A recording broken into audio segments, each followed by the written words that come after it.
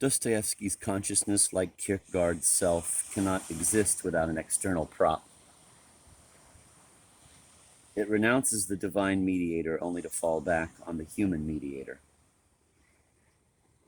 Just as three-dimensional perspective directs all the lines of a picture toward a fixed point, either beyond or in front of the canvas, Christianity directs existence toward a vanishing point, either toward God or toward the other.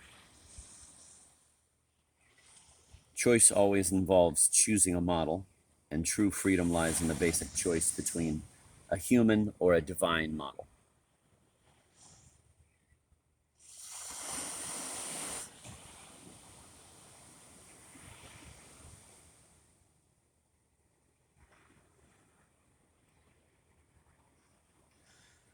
The impulse of the soul toward God is inseparable from a retreat into the self. Inversely, the turning in on itself of pride is inseparable from a movement of panic toward the other.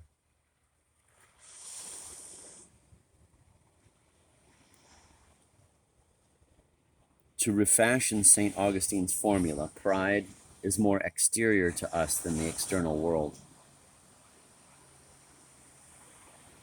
This externality of pride is magnificently illustrated by all Christian and non-Christian novelists.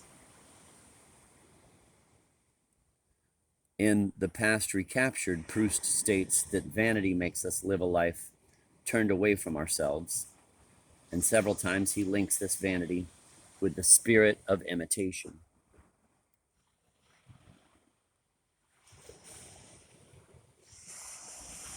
In his later years, Dostoevsky's vision reveals even more clearly the profound significance of novelistic works. It provides a coherent interpretation of the very strict analogies and of the radical difference between Christianity and imitative desire.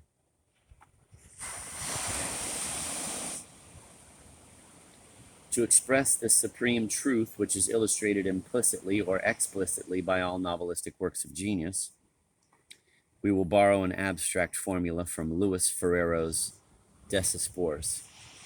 Quote, "Passion is the change of address of a force awakened by Christianity and oriented toward God," end of quote.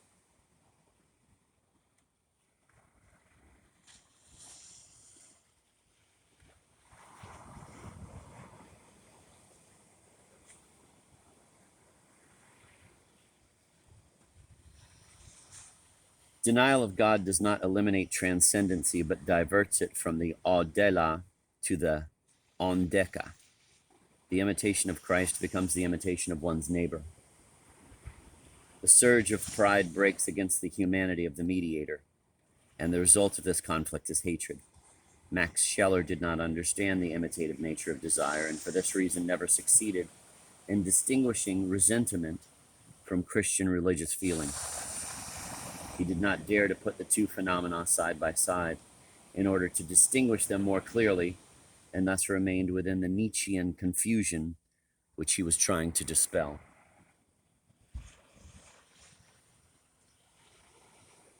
The Dostoevskian insight into internal mediation is best seen in the crucial character of Stavrogin.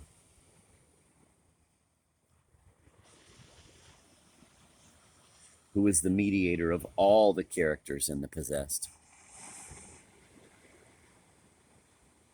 We should not hesitate to recognize in him an image of Antichrist.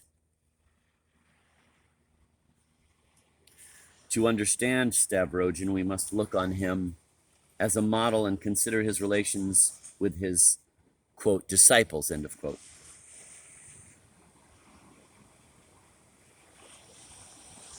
If we are to grasp his importance, we must not isolate him from his fictional context. And above all, we must not allow ourselves, like the possessed, to become fascinated with his, quote, satanic grandeur, end of quote.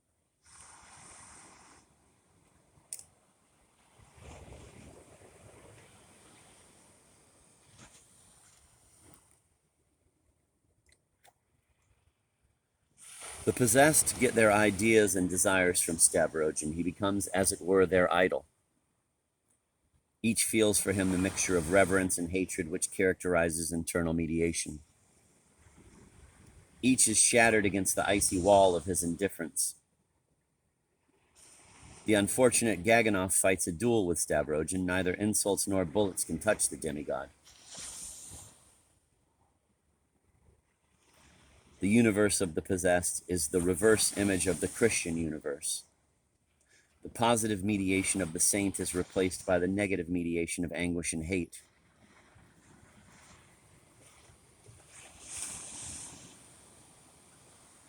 Shatov reminds Stavrogin that, quote, there was a master who announced great things and a disciple who was raised from the dead, end of quote. Kirilov, Shatov, Lebyetkin, and all the women in the possessed succumb to Stavrogin's strange power and reveal to him, in almost identical terms, the part he plays in their existence.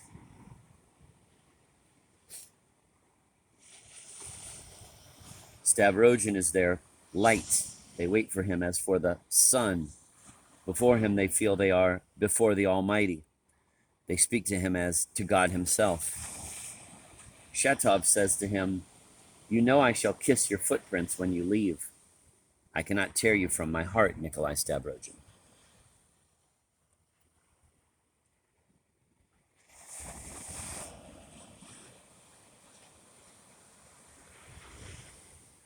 Stavrogin is astonished that Shatov looks on him as a kind of star, beside which he himself would be only an insect. Everyone wants to place a banner in the hands of Stavrogin. Finally, Verkovensky himself, the coldest character of the possessed, the most secretive, and one would think the most autonomous, throws himself at the feet of his idol, kisses his hand, babbles deliriously, and finally suggests he is, quote, the Tsarevich Ivan, end of quote, the savior of revolutionary Russia, who will rise from the chaos and, as an all-powerful dictator, will reestablish order.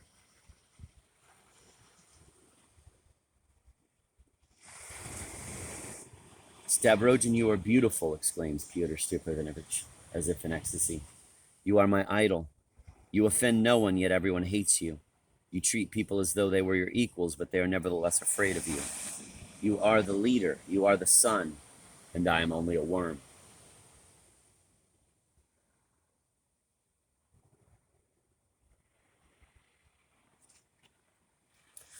The lame Maria Timofeyevna feels frenzied fear and rapture in Stavrogin's presence. May I kneel before you? She humbly asks him.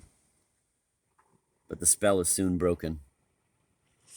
Only Maria is able to unmask the impostor, for she alone is free from pride. Stavrogin provides a veritable allegory of internal mediation.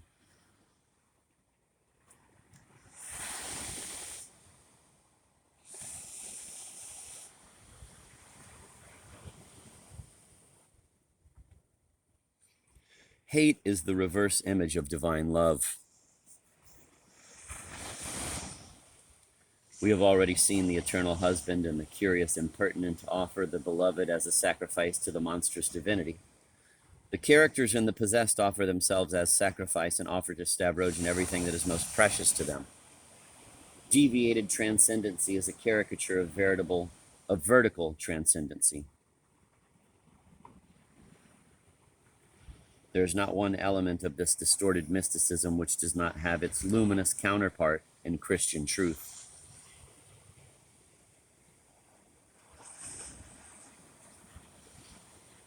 The false prophets proclaim that in tomorrow's world men will be gods for each other. This ambiguous message is always carried by the most blind of Dostoevsky's characters. The wretched creatures rejoice in the thought of a great fraternity.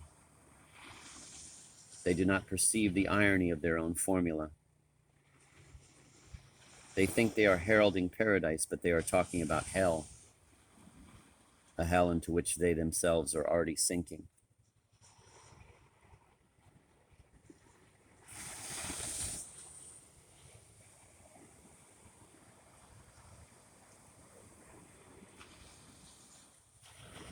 To praise or to deplore the progress of materialism is equally foreign to Dostoevskian thought.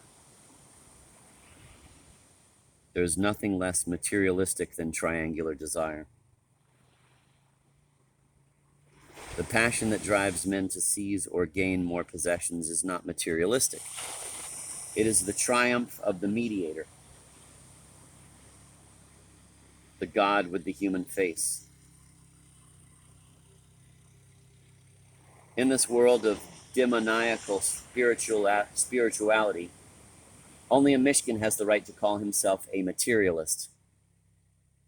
Men boast of having discarded their old superstitions, but they are gradually sinking into an underworld ruled by illusions, which become increasingly obvious. But as the gods are pulled down from heaven, the sacred flows over the earth. It separates the individual from all earthly goods.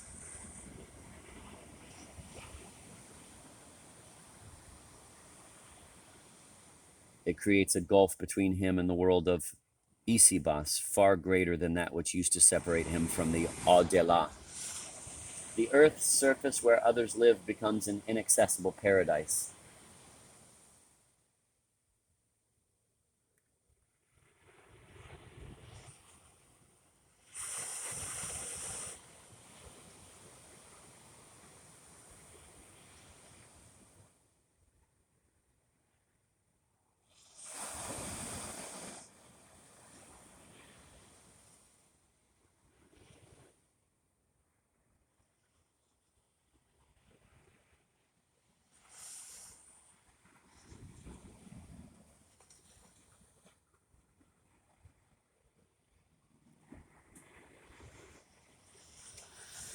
The problem of divinity no longer occurs at this low level. The need for transcendency is satisfied by mediation. Religious debates remain academic, especially perhaps when they separate the debaters into two rival camps,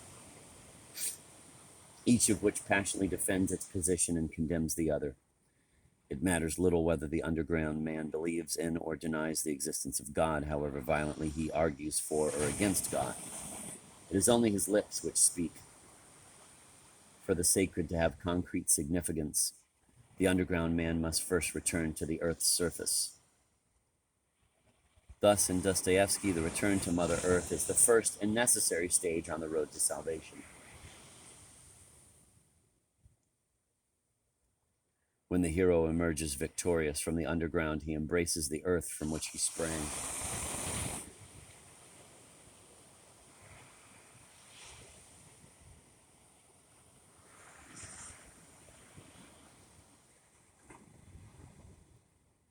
The opposition and the analogies between the two transcendencies are found in all novelists of imitative desire, Christian and non-Christian alike. Knight-errantry is the mysticism of Don Quixote. In a curious chapter of that novel, Sancho asks his master why he did not choose saintliness rather than knighthood. Flaubert similarly looked on Bovverism as a deviation of the need for transcendency. The adolescent Emma has a crisis of pseudo-mysticism before she slips into Bovverism proper.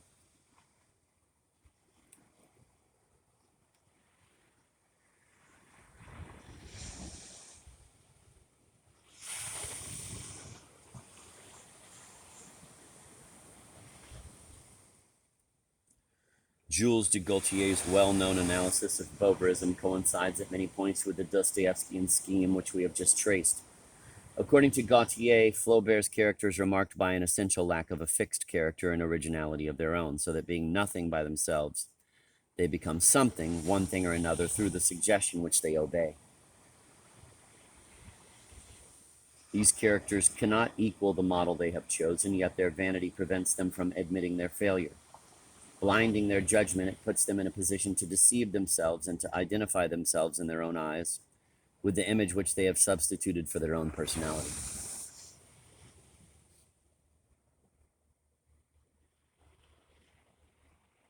This description is correct, but we must add that contempt and hatred of the self underlie the vanity and control it. The objective mediocrity of Flaubert's heroes, together with their ridiculous pretentious blinds the critic and prevents him from seeing that it is the heroes themselves, or at least the more metaphysical of them, like Madame Bovary, who see their own insufficiency and plunge into Bovverism in order to escape the condemnation which, deep in their consciousness, they are the first and possibly the only ones to make. Therefore, at the origin of Boverism, as of Dostoevskian madness, is the failure of a more or less conscious attempt at an apotheosis of the self. Admittedly, Flaubert does not reveal as clearly as Dostoevsky the metaphysical roots of desire. Nevertheless, numerous passages of Madame Bovary portray just as precisely the transcendent character of passion.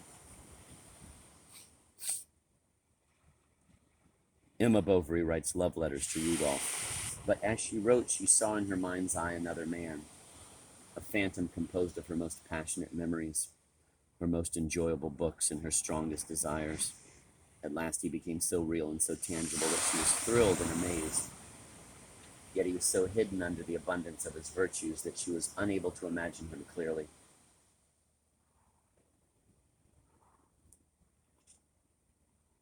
The metaphysical sense of desire is a little harder to see in the higher bourgeois regions of internal mediation. Yet Stendhalian vanity is sister to Flaubertian Boverism. It is merely a less deep underground in which the characters struggle in vain.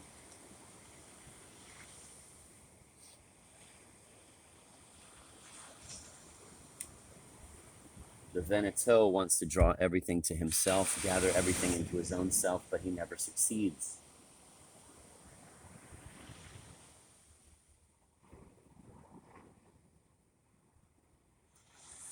He always suffers from a flight toward the other through which the substance of his being flows away.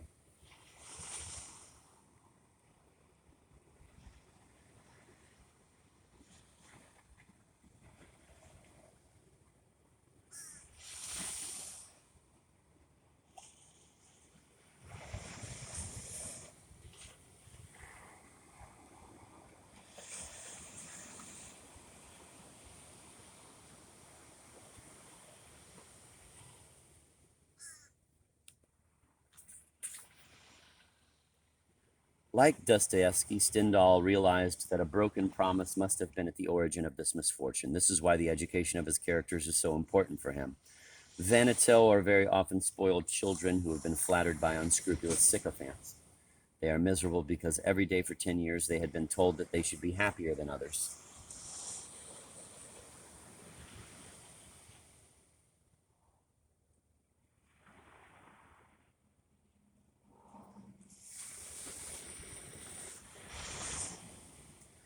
The broken promise appears in another form in Stendhal's work, a more general form which is more appropriate to the grandeur of the theme. As in Dostoevsky, modern historical development, and especially the irresistible appeal of political freedom, give rise to or heighten vanity. Critics are sometimes unable to reconcile this fundamental principle with Stendhal's advanced ideas. Any such difficulty disappears on reading a thinker such as Tocqueville, who has almost the same conception of liberty as Stendhal.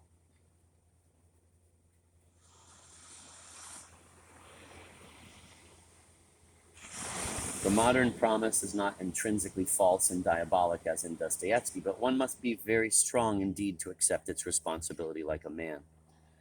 All of Stendhal's social and political thought is imbued with the ancient idea that it is harder to live life as a free man than as a slave.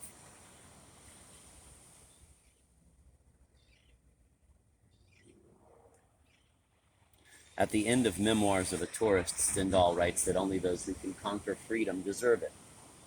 Only a strong man can live without vanity.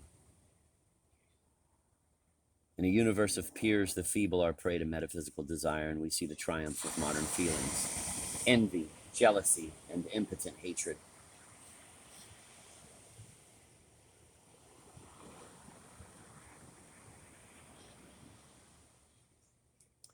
Men who cannot look freedom in the face are exposed to anguish. They look for a banner on which they can fix their eyes. There is no longer God, King, or Lord to link them to the universal. To escape the feeling of particularity, they imitate another's desires. They choose substitute gods because they are not able to give up infinity.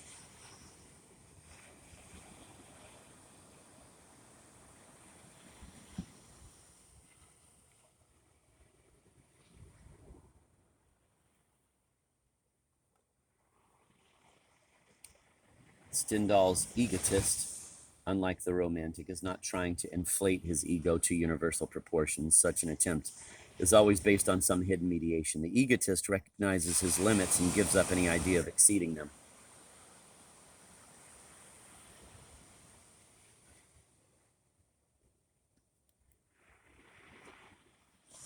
He says I from modesty and prudence. He is not thrown back on nothing because he has given up desiring everything.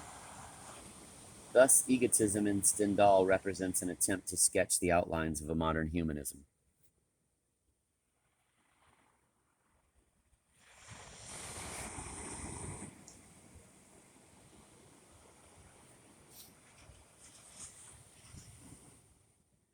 Interesting as this attempt is, it has hardly any repercussions on the business of writing the novels. In the latter, there is no middle term between vanity and passion, between immediate existence characterized by ignorance, superstition, action, happiness, and immediate reflection characterized by fear of truth, indecision, weakness, and vanity.